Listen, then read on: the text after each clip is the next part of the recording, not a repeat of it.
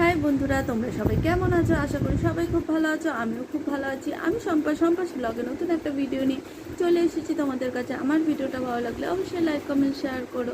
তো আজকের আমি হাক্কা নুডলস বানাবো, সেটাই তোমাদের সাথে শেয়ার করব।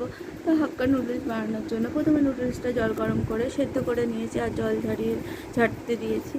আর তারপরে বিনস, গাজর, ক্যাপসিকাম, বাঁধাকপি কুচি আর পেঁয়াজ কুচি সব কেটে নিয়েছি, পরিষ্কার করে কেটে ধুয়ে নিয়েছি। তারপরে তেল গরম করে সব সবজিগুলো হালকা ভেজে নুডলসগুলো দিয়ে দিয়েছি। আর এর মধ্যে ডিম ঝুড়ো করে দেব আর বোনলেস চিকেন একটুখানি মশলা দিয়ে ম্যারিনেট করে রান্না করে নিয়েছি। আর চিংড়ি মাছটাও হালকা ভেজে নিয়েছি। এগুলো দিয়েই আমি নুডলসটা বানাবো। আর তোমরা কে কীভাবে বানাও অবশ্যই কমেন্টে জানিও। তো পরিমাণ মতো সোয়া সস, নুন, গোলমরিচের গুঁড়ো সব দিয়ে ভালো করে নাড়াচাড়া করে নিচ্ছি।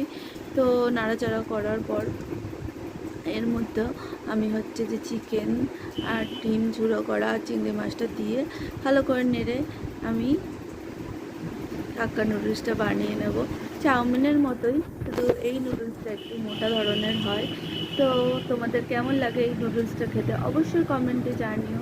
তো আমি তো এইভাবে বাড়িতে বানিয়েছি। তো নাড়াচাড়া করে লাভবার আগে একটু হাক্কা নুডলসের মশলা দিয়ে আমি লাভিয়ে নেব।